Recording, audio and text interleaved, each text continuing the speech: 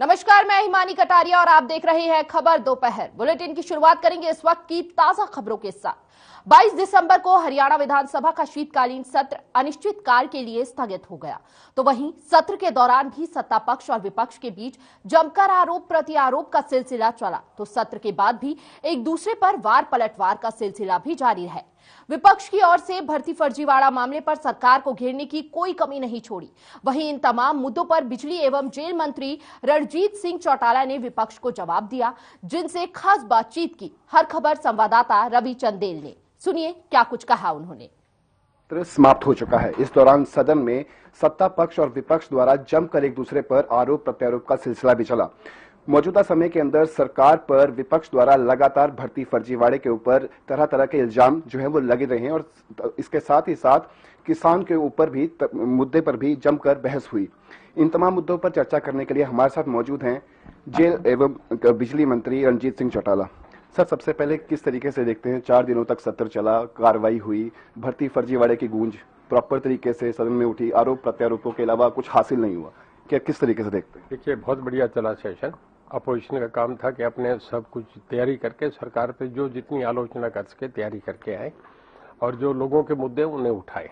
हम इसका स्वागत करते हैं, पर हमारी तरफ से क्योंकि पूरी तैयारी थी, जिन्होंने जो भी सवाल का जवाब मांगा उसका दिया। लास्ट दिन पे जब आखिरी दिन था हमारे सेशन का, पहले 3 दिन का था, फिर उनकी मांग पे हमने 1 दिन और बढ़ा दिया। पहले दिन तो हमने सुबह 10 से लेके, तो मेरे ख्याल में हरियाणा के हिस्ट्री में आज तक नहीं होगा, 10 बजे से लेके शाम के 6 बजे तक चला। मतलब इतना लंबा सेशन जिसमें कोई ब्रेक नहीं थी। मतलब इवन खाना भी खाने कोई नहीं गया था, बस जिसको बीच में मिला चाय पी के आ गया, फिर सदन में आ गया। तो पूरी तरीके से लास्ट में हमारे मुख्यमंत्री ने जितने अपोजिशन के एलिगेशन थे उसका सबको तय था कि आज लास्ट सीएम साहब जवाब देंगे। उस वक्त जब जवाब दिया तो उस वक्त ना तो हुड्डा साहब थे और कांग्रेस के कुलदीप बिश्नोई भी नहीं थे। कांग्रेस के 31 मेंबर में से 25 चले गए थे, 6 मेंबर हाउस में थे, अभय सिंह भी चला गया था। तो जब उन्हें सुनना चाहिए थे, हमारे मुख्यमंत्री जी ने बिना विचलित हुए पूरे कॉन्फिडेंस के साथ, पूरे हौसले से साथ सब बातों का जवाब दिया और उसके बाद उन पे कुछ कहने को नहीं था। लास्ट सेशन में आखिरी दिन सारे अपोजिशन लीडर्स, इवन हुड्डा साहब भी स्पीकर साहब की तारीफ करके गए कि हम सरकार का और स्पीकर साहब का धन्यवाद करते हैं कि हमें पूरा समय दिया गया, हर आदमी को बोलने का मौका दिया, आज बहुत बढ़िया तरीके से कंडक्ट हुआ, ये वो तारीफ भी करके गए। तो मैं समझता हूं कि उन्होंने अपनी बातें कहनी थी, उन्हें एक मौका मिलता था अपोजिशन को अपनी बातें हाईलाइट करने का, उन्होंने करा, पर सरकार ने बिना विचलित हुए बहुत कॉन्फिडेंस से सब बातों का जवाब दिया, जो कि उनके सुनने की भी हिम्मत नहीं थी, वो छोड़ के चले गए। तो पूरी तरीके से सरकार हावी रही, विपक्ष इसमें बिल्कुल अपने हौसले पे भी नहीं रहा, हिम्मत भी नहीं रही, उन्होंने अपनी बातों का कोई दम नहीं था, वो ये होके चले गए। सर, अगर भूमि अधिग्रहण बिल की बात करें, जिस तरीके से संशोधन किए गए उसको भी एक तरह से काला कानून बताया गया विपक्ष द्वारा, आपकी क्या व्यक्तिगत राय है इस बिल को लेकर? देखिए, भूमि ग्रहण जब भी होती है जब उसके लिए कोई आवश्यकता होती है, जब आपको इमीडिएट कोई डिफेंस के लिए, कोई एयरपोर्ट के लिए, कोई रेलवे लाइन के, अगर देश का आपने जीडीपी बढ़ाना है, नेशनल हाईवेज बन रहे हैं, कल कहते हैं मिट्टी उठा उठा के इतनी ऊंची क्यों डाल रहे हैं, ये कोई तरीका थोड़ी है। देश जब भी बढ़ता है जब आपका संचार व्यवस्था बहुत बढ़िया हो, जब आपका जीडीपी, जब हाईवेज बनते हैं तो जीडीपी बढ़ता है। अब आप देखिए, कटरा से चल के आप दिल्ली में 4 घंटे पहुंच जाओ, ये बहुत बड़ी बात है। तो ये सारा जो हो रहा है वो तो बिना बात का हल्ला मचाने की बात है, कुछ नहीं, ठीक कर रहे हैं। जब सरकार को जहां अधिग्रहण करनी होती है वहां करती है, सदा की प्रक्रिया है, जमीन कहीं बाहर से थोड़ी लेके आई जाती है। बहुत बहुत शुक्रिया सर। तो ये थे हमारे साथ सूबे के बिजली एवं जेल मंत्री रणजीत सिंह चौटाला, जिन्होंने बड़े ही मुखर तरीके से अपनी बातें रखी कि सदन में किस तरीके से किन किन बातों का सत्ता पक्ष द्वारा जवाब दिया गया, और साथ ही उन्होंने कहा कि ओमिक्रॉन को लेकर पुख्ता व्यवस्थाएं जो हैं वो समूचे प्रदेश के अंदर की जा रही हैं। चंडीगढ़ से हर खबर हरियाणा के लिए रवि चंदेल के साथ कैमरामैन किशन। और सीधा रुख करेंगे इस वक्त की बड़ी खबर जो महेंद्रगढ़ से सामने आ रही है, जहां पर 134A के तहत स्कूली छात्रों के एडमिशन को लेकर अभिभावक काफी नाराज नजर आ रहे हैं। और इस वक्त की ताजा खबर स्क्रीन पर, नाराज अभिभावकों ने की शिकायत, बीईओ डीईओ कार्यालय में की शिकायत, जहां पर अभिभावक लंबे समय से इस बात से नाराज नजर आ रहे थे, धरना दे रहे थे, और अब जाकर 134A के खिलाफ जो है ये अभिभावक आवाज उठा रहे हैं। नाराज अभिभावकों ने शिकायत भी की है बीईओ और डीईओ कार्यालय में, और हालांकि बीईओ और डीईओ कार्यालय में शिकायत पर अभी जांच की जा रही है, लेकिन जिसे देखते हुए अभिभावक काफी नाराज नजर आ रहे हैं। माफ कीजिएगा, लंबे समय से कोरोना काल के चलते पहले से ही काफी स्कूली छात्रों की शिक्षा जो है प्रभावित हो रही थी, और इस बीच प्राइवेट स्कूलों में जो एडमिशन का सिलसिला जारी है, जहां पर स्कूल द्वारा यह निर्णय लिया गया है, उसे देखते हुए अभिभावक काफी नाराज नजर आ रहे हैं। उनका कहना है सीधे तौर पर कि लंबे समय से पहले से ही बच्चों की पढ़ाई जो है खराब हो रही थी, और इस बीच जिस तरह से स्कूलों द्वारा ये एक्शन लिया जा रहा है, ऐसे में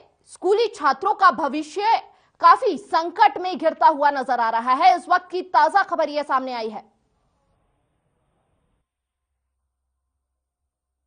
30 तारीख को मैडम के पास आए थे, एप्लीकेशन दी थी, बोले जी आप तो जाना मत स्कूल में, कल जाना। कल गए जब जो पहले दिन नई एप्लीकेशन दी थी वही हाल दूसरे दिन था। 3 दिन से 4 दिन से लगातार चक्कर काट रही हैं। आज गई, आज भी वही हाल है जो पहले दिन था। ये डेट लिखट जाएगी तो हम सर कहाँ जाएंगे।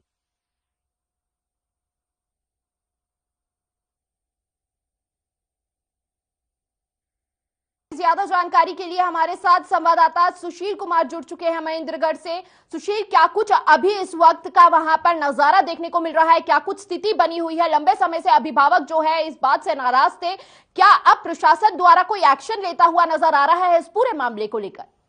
जी, मैं आपको बताना चाहूंगा, जिस प्रकार से धारा 134 के तहत जब स्कूल अलॉट किए थे विद्यार्थियों को, जिन्होंने एप्लीकेशन लगाया हुआ था, जो उनको जब जिस प्रकार से जो स्कूल अलॉट हुए, तो जब अभिभावक अपने बच्चों का दाखिला करवाने के लिए धारा 134 के तहत प्राइवेट स्कूल्स में पहुंचते हैं, तो प्राइवेट स्कूल्स वाले जो है वो उनको एडमिशन देने के लिए आनाकानी करते हैं, मनाही करते हैं। किसी को ऊपर कोई ऑब्जेक्शन लगा दिया जाता है या किसी को किसी और बात के लिए परेशान किया जाता है। इन्हीं सब बातों को लेकर जब अभिभावक अपने बच्चों के साथ महेंद्रगढ़ के बीओ कार्यालय में पहुंचे और बीओ कार्यालय के अंदर पहुंच के उन्होंने अपनी गुहार लगाई कि जिस प्रकार से आप लोग ने हमारे बच्चों का जिस विद्यालय के अंदर राइट टू एजुकेशन धारा 134 के तहत दाखिला करने के लिए दिया है, तो वो स्कूल संचालक जो है हमें किसी ना किसी बात को लेकर मना कर रहे हैं या आनाकानी कर रहे हैं। इस बात को लेकर जिला शिक्षा अधिकारी या ब्लॉक एजुकेशन ऑफिसर, इन्होंने सबने संज्ञान लिया है और स्कूलों को नोटिस जारी किया है। नोटिस जारी करके कहा है कि जो भी लिस्ट उनको दी गई है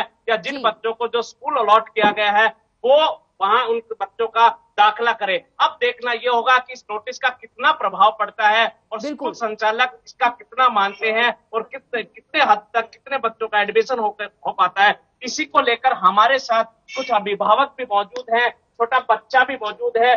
ये पलक है, छोटा बच्चा, इसका राइट टू एजुकेशन के तहत जो इसका स्कूल के अंदर दाखिला हुआ, जब ये लोग पहुंचे हैं वहां, तो इनको स्कूल संचालक ने क्या कहा, हम इन्हीं के मुंह से पूछते हैं। आप क्या लगते हैं, बताइए क्या? सर, स्कूल वालों ने ऐसा कहा है कि भाई हम स्कूल में एडमिशन नहीं देंगे, क्योंकि हमारे जो पिछले 3-4 साल की फीस है वो अभी गवर्नमेंट ने जमा नहीं करवाई। अब हम ये मतलब किसको बताए कि भाई गवर्नमेंट का कसूर है या स्कूल वाले का कसूर है, क्योंकि ना तो गवर्नमेंट को अगर भाई बोल रहा है कि उनकी फीस देंगे तो गवर्नमेंट को देना चाहिए, और उनका ये है कि भाई गवर्नमेंट से ऊपर उनको कोई कदम नहीं उठाना चाहिए। मेरा मानना यही है कि जब गवर्नमेंट हमें स्कूल अलर्ट कर रही है तो उनको स्कूल में एडमिशन लेना चाहिए। ये इस छोटे बच्चे अभिभावक की बहन है, ये बता रही है, जब इस बच्चे को लेकर वो स्कूल के अंदर पहुंचे हैं तो स्कूल वालों ने ये कहा कि जो पीछे 2-3 साल की राइट टू एजुकेशन की उनकी फीस है वो सरकार की तरफ से नहीं मिली है, इसकी वजह से वो इन बच्चों को एडमिशन देने के अंदर वो इस बात के लिए संभव नहीं है। तो इन सभी बातों को लेकर जब ये लोग बीओ कार्यालय में पहुंचे हैं तो बीओ कार्यालय से स्कूलों को नोटिस जारी बिल्कुल आप स्थिति पर नजर बनाए रहिए। इसी के साथ हमारे साथ फोन लाइन पर जुड़ चुके हैं प्राइवेट स्कूल एसोसिएशन के प्रधान महेंद्रगढ़ से जी प्रमोद शास्त्री हमारे साथ जुड़े हुए हैं। प्रमोद जी से जानेंगे कि देखिए लंबे समय से अभिभावक ये मांग कर रहे थे स्कूल में एडमिशन के लिए, पहले से ही कोरोना काल के चलते जो है स्कूली बच्चों की जो पढ़ाई है उस पर काफी असर पड़ा है, और ऐसे में अब जो 134A के तहत दाखिले नहीं हो रहे हैं उसको लेकर क्या कुछ राय है आपकी?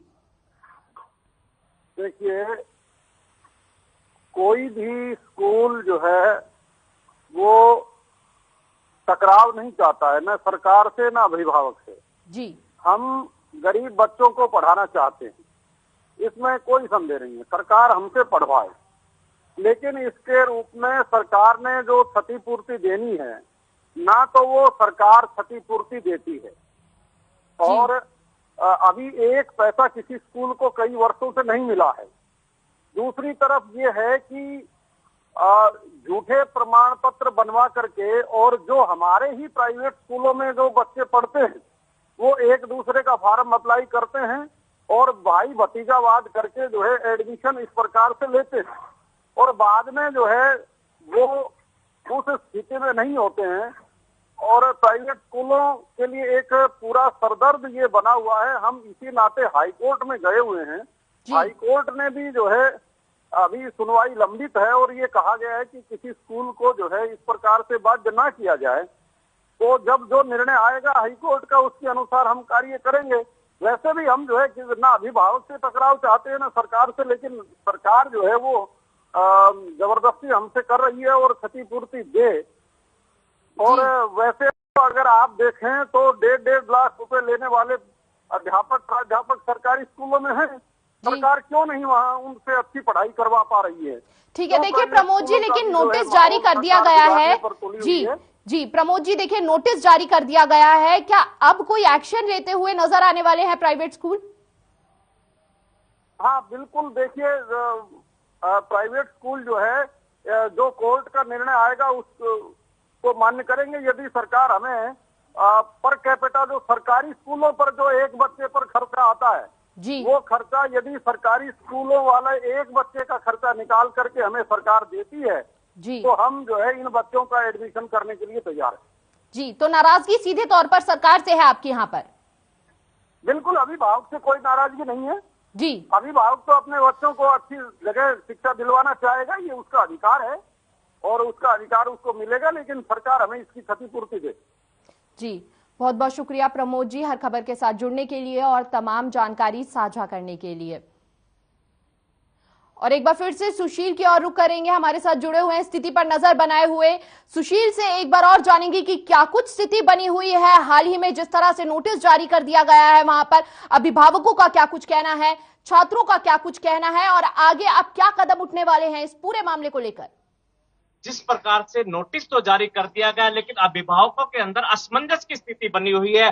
जब अभिभावक स्कूल में जाते हैं तो मना कर दिया जाता है, और जब वो सरकार के बीओ कार्यालय में पहुंचते हैं तो ये कहा जाता है कि आपका एडमिशन होगा। अब जाए तो जाए, अभिभावक जाए कहाँ? बच्चों को लेकर कभी स्कूल जा रहा है तो कभी बीओ कार्यालय जा रहा है। अब ये सरकार को संज्ञान लेकर इन अभिभावकों का, इन बच्चों का इसके चीज का समाधान करना चाहिए। जब उन्हें स्कूल अलॉट कर दिया गया है तो उन स्कूल के अंदर एडमिशन क्यों नहीं हो रहा है उनका? इस बात का समाधान सरकार को। इस खींचातानी में सबसे बड़ा नुकसान जो पहुंच रहा है वह छात्रों के भविष्य के साथ खिलवाड़ हो रहा है, उनकी पढ़ाई को नुकसान पहुंच रहा है। ऐसे में सरकार जितनी देरी लगाएगी या फिर प्राइवेट स्कूल जितनी देरी लगाएंगे दाखिले में, ऐसे में बच्चों का भविष्य संकट में आता जा रहा है। बच्चों के भविष्य के साथ तो बहुत बड़ा खिलवाड़ हो रहा है। पिछले कोरोना के समय से बच्चे पहले नहीं पढ़ पाए थे, पिछले 1 साल स्कूल बंद रहे थे, तब इनकी पढ़ाइयां प्रभावित हो रही थी, और अब जब स्कूल खुले हैं, एडमिशन हुए हैं, तो अब बच्चों के एडमिशन नहीं हो पा रहे हैं, जिसको लेकर बच्चों का भविष्य जो है वो खतरे के अंदर नजर आ रहा है। जी, ऐसे में अभिभावकों की अब क्या कुछ मांग है, क्योंकि सरकार के पास वो पहुंच चुके हैं, आला अधिकारियों तक अपनी गुहार लगा चुके हैं। प्राइवेट स्कूल की जो मांगे हैं वह सीधे तौर पर सरकार से उलझती हुई नजर आ रही है। ऐसे में अब क्या होगा आगे? अब अभिभावकों की तो यही मांग है कि किसी भी तरीके से उनका जो बच्चे का दाखिला है उन स्कूलों के अंदर होना चाहिए, और उनके बच्चे का जो अधिकार है राइट टू एजुकेशन का, वो धारा 134 के तहत उन बच्चों का दाखिला हो और वो स्कूल के अंदर शिक्षा ग्रहण करे। अभिभावकों की तो एक ही मांग है कि उनको जो स्कूल अलॉट किया गया है उस स्कूल के अंदर उन बच्चों का दाखिला हो और बच्चों के साथ किसी प्रकार का कोई भेदभाव ना हो। बहुत से अभिभावकों का कहना था कि राइट टू एजुकेशन 134 के तहत बच्चों के दाखिले भी कर लिए जाते हैं, तो बच्चों के साथ पार्शलिटी की जाती है। क्या अभिभावकों का विशेष तौर से ये कहना है कि बच्चों के साथ किसी भी तरीके की पार्शलिटी ना की जाए, क्योंकि बच्चे तो एक ही स्कूल के अंदर शिक्षा ग्रहण करने के लिए जा रहे हैं। उन बच्चों को क्या पता कि ये बच्चा है, ये राइट टू एजुकेशन के तहत आ रहा है या फीस पेड करके आ रहा है। बच्चों के अंदर जब इस तरीके की बात आ जाती है तो कहीं ना कहीं उसकी पढ़ाई प्रभावित हो जाती है। बिल्कुल, बहुत बहुत शुक्रिया सुशील आपका तमाम जानकारी के लिए।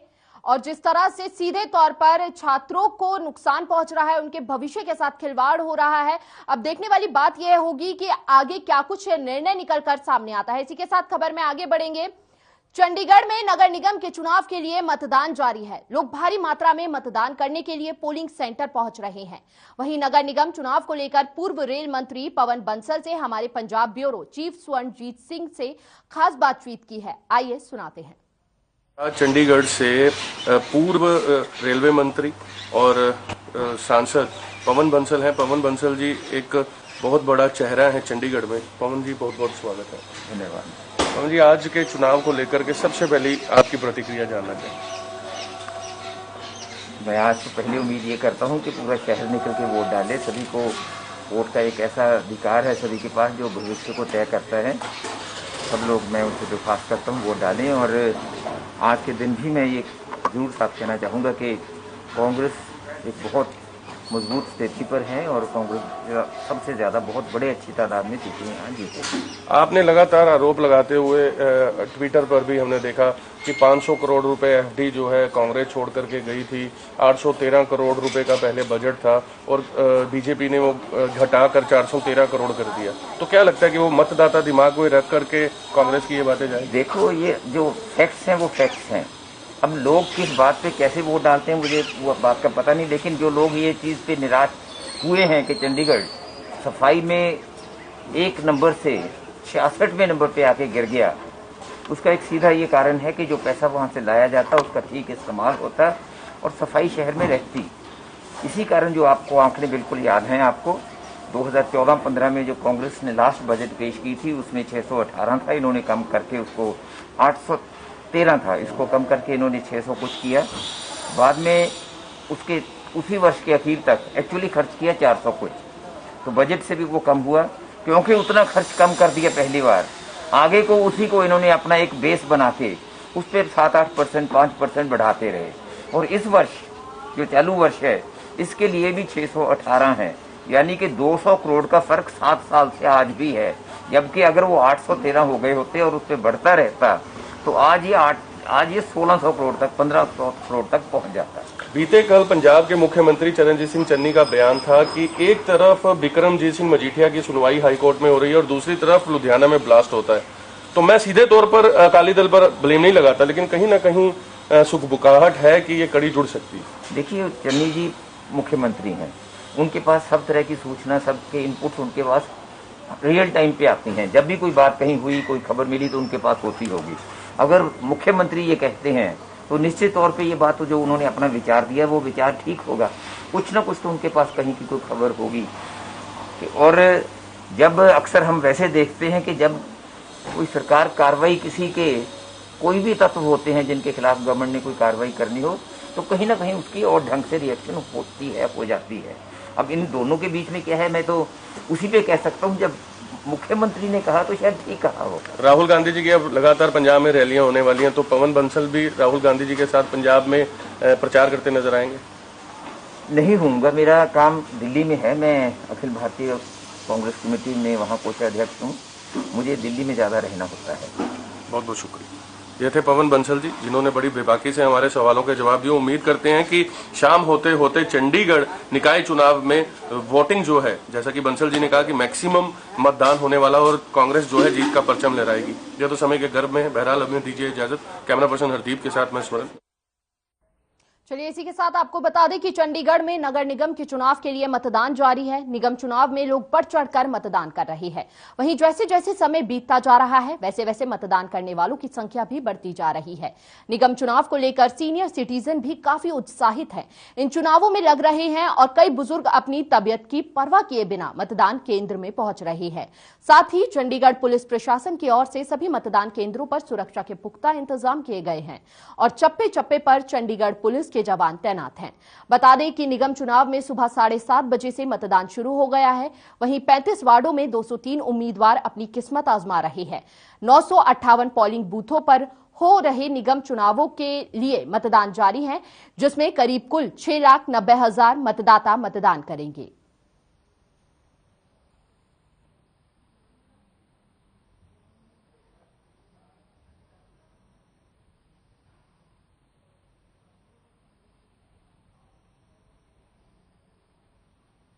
और केंद्रीय राज्य मंत्री कृष्णपाल गुर्जर और परिवहन मंत्री मूलचंद शर्मा बल्लभगढ़ पहुंचे, जहां उन्होंने इंडस्ट्रीज एरिया की सारण चौक से वहरफूल आयशर रोड को आरएमसी से बनाने के कार्य का शुभारंभ किया। वहीं इंडस्ट्रियल एसोसिएशन और सारण गांव की तरफ से दोनों मंत्रियों का आभार जताया। इसी के साथ मंत्री मूलचंद शर्मा ने भी मंत्री कृष्णपाल गुर्जर और सीएम मनोहर लाल का धन्यवाद किया। इस अवसर पर मूलचंद शर्मा ने कहा कि प्रदेश में चहुमुखी विकास हो रहे हैं।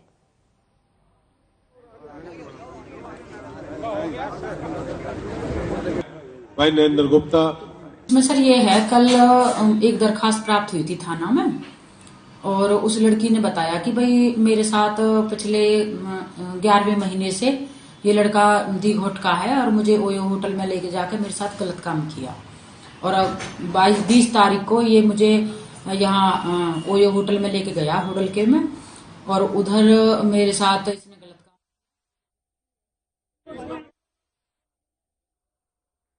चलिए इसी के साथ खबरों में आगे बढ़ेंगे। सिरसा कोर्ट में बीते सोमवार को वकील और महिला पुलिसकर्मी के बीच कहासुनी को लेकर वकील 5वें दिन भी हड़ताल पर है। वकीलों ने सिरसा बार एसोसिएशन के बैनर तले सेशन जज के रूम के बाहर धरना दे दिया। इस अवसर पर वकीलों ने सेशन जज और पुलिस प्रशासन के खिलाफ जमकर नारेबाजी भी की। वकीलों का आरोप है कि महिला पुलिसकर्मी गुरमीत कौर ने उनके साथी वकील ठाकुर जांगड़ा का कॉलर पकड़ लिया, जिसको लेकर वकील हड़ताल पर है। वकीलों का कहना है कि जब तक महिला पुलिसकर्मी पर मामला दर्ज नहीं होता उनकी हड़ताल जारी रहेगी। इसके साथ ही कुछ पुलिसकर्मियों ने उनके दूसरे वकील साथियों के साथ भी दुर्व्यवहार किया, जिसकी कार्रवाई की मांग की है।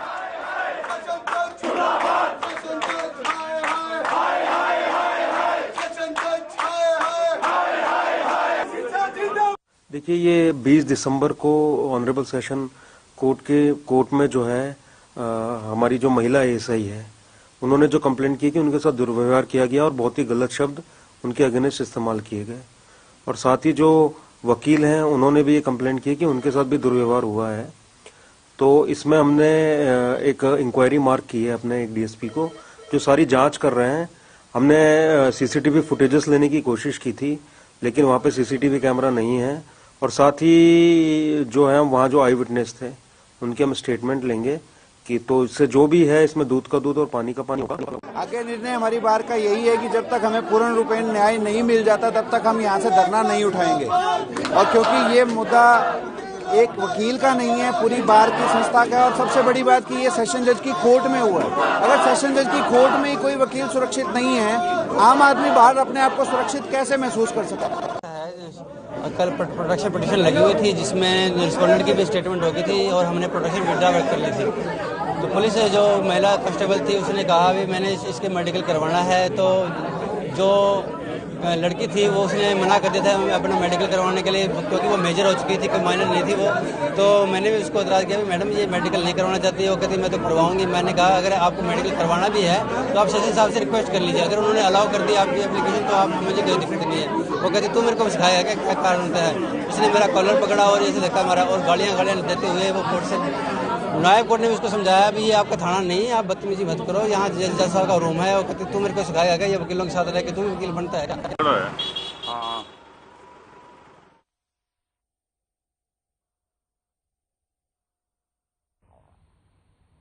और हिसार में हरियाणा सरकार की ओर से पशु चिकित्सा विभाग के लिए 340 पदों पर भर्तियां निकाली गई हैं, जिनको सरकार अब रद्द करने पर विचार कर रही है।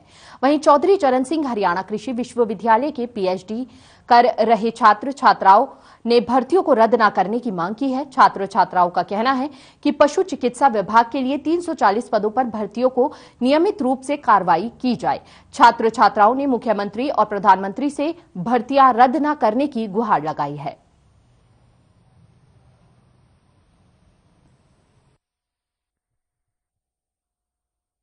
जी देखो, इसकी वजह तो हम नहीं बता सकते, लेकिन इतना जरूर कह सकते हैं जैसे प्रधानमंत्री से मुख्यमंत्री तक सभी के सभी किसानों की आय दोगुनी करने की बात करते हैं, जो कि पशुपालन के बिना संभव नहीं है। पशुपालन में करोड़ों रुपए सरकार खर्च करती है हर साल, वैक्सीन के लिए, दवाइयों के लिए, तरह तरह की सब्सिडियों के लिए। लेकिन आज हम भूमि स्थल पर देखें तो अस्पतालों में डॉक्टर नहीं है, क्योंकि डॉक्टरों के पद रिक्त पड़े हैं।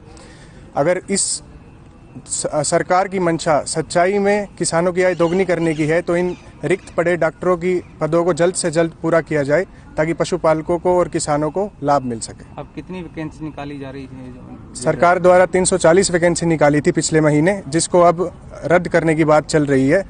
हमारी सरकार से गुजारिश है ऐसा न किया जाए और किसानों के लाभ के बारे में सोचा जाए, क्योंकि गरीब किसान की इतनी हिम्मत नहीं होती कि प्राइवेट डॉक्टर को बुला के इलाज करा सके। आज यहाँ पे इसलिए इकट्ठे हुए हैं क्योंकि हमें ये पता लगा था कि जो अभी पोस्ट आई थी वेटनरी सर्जन की 340 पोस्ट, उनको विड्रॉ किया जा रहा है। पहले तो ये कि हमें उसका कोई वैलिड रीजन नहीं दिया गया है। अगर उसका रीजन ये है कि वेटनरी डॉक्टर की एलिजिबल कैंडिडेट्स की कमी है तो हम मैसेज सरकार तक पहुंचाना चाहते हैं कि एलिजिबल कैंडिडेट्स की कमी नहीं है। 340 पोस्टों के लिए ऑलमोस्ट डबल कैंडिडेट्स हरियाणा के अंदर है, सिर्फ हरियाणा स्टेट के अंदर एलिजिबल कैंडिडेट्स हैं। तो उन पोस्टों की भर्ती जल्दी से जल्दी की जाए। और ये अगर ये विड्रॉल प्रोसेस हो रहा है, जो कि हमें शक है जिस बात का, और हमें यकीन भी है शायद कि 2-4 दिनों में इस तरीके का कोई नोटिस आएगा, तो अगर ऐसा हो रहा है तो वो प्रोसेस ना हो। सर, सबसे पहले तो जो सरकार ने जो सबसे बढ़िया जो स्टेप लिया था 340 पोस्ट निकालने का, उसके लिए हम पूरी वेटनरी तरफ से तहे दिल से धन्यवाद करना चाहेंगे कि उन्होंने किसानों की आय दोगुना करने के लिए और जो हमारे बेरोजगार सारे जो डॉक्टर्स हैं, जो करीबन 560-70 के करीबन डॉक्टर्स हैं जो बेरोजगार हैं, उनके बारे में सोचा। 1 महीना हो गया है सर निकले हुए पोस्ट। उसके बाद अभी जो थोड़ा सा सूत्रों के हवाले से हमें पता चल रहा है कि पोस्ट विड्रॉ करने की सरकार सोच रही है। तो ऐसा ना करके एक बार जो ये वित्तीय वर्ष है जो कि मार्च तक खत्म होने वाला है, इसके अंदर इसको सुचारू रूप से थोड़ा तेज गति करके और रिक्रूटमेंट करें। हम सरकार से बस यही दरख्वास्त। और फिलहाल इस बुलेटिन में इतना ही। देश और दुनिया की तमाम खबरों के लिए बने रहिए हर खबर हरियाणा के साथ। नमस्कार।